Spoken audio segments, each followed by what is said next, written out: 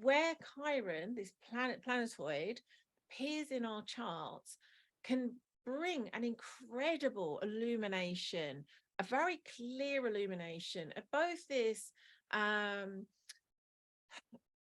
cultural archetypal wound, but then also the way that's showing up for us personally. There will be all sorts of aspects of this. It could be ancestral, it could be past lives, it could be that for whatever reason we've come into this lifetime to alchemize and experience a particular species level wound.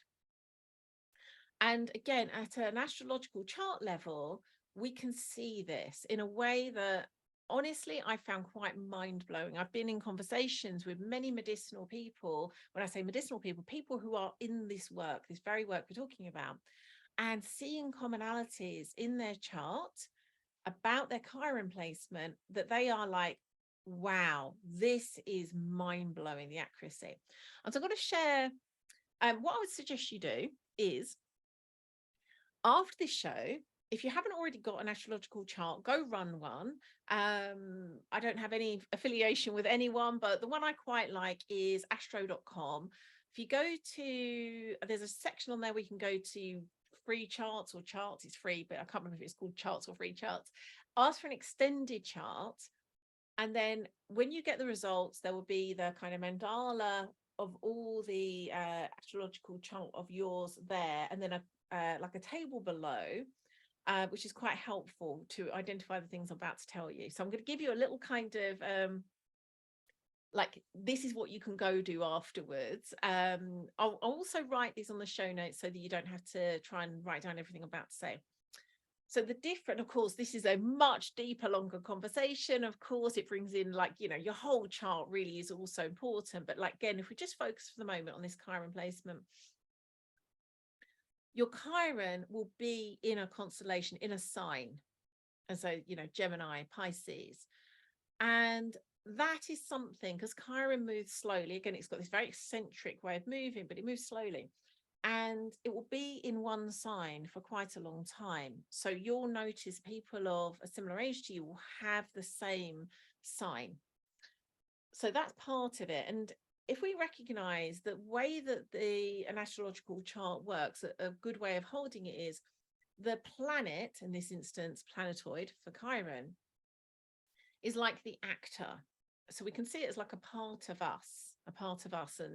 And those of you that have journeyed with Wake and Wild, we're used to us talking this way, like these kind of notion of like parts of us, like in a child part of us. This is the wounded healer part of us. So Chiron itself is that part of us that is the wounded healer. The sign, the astrological sign, is like its role or its costume. So it's like the actor has now got dressed up into this costume to play a role. And so that role is whatever that particular sign is. So if it's Gemini, it would be a particular role it has that's around kind of mind and speech. So that's what the role is. And then the house is like the stage, is the setting, is like where in life is this action happening. And the houses are numbered 1 to 12. And so whatever house your Chiron is in is the place that this particular wound, which again is expressed through the role, the constellation, and then the house is the place in your life that it would appear. So say, for example, it's in the 7th house. That's the house that is really about kind of union and partnerships and marriage. And so it would be the particular place that this wound is most felt. Then if you look at any of those aspects, like how it's relating to other planets or your sun, and your sun in particular, this is the thing I keep seeing often. It's not always the case, and again, it may well be other tricky placements where I don't have time to like really go into, but often I notice people here to be wounded healers often have a particularly painful, and I say painful because it feels painful, aspect relating to their sun. So personally, my Chiron is in direct opposition to my sun. And your sun is really your identity, your sense of self.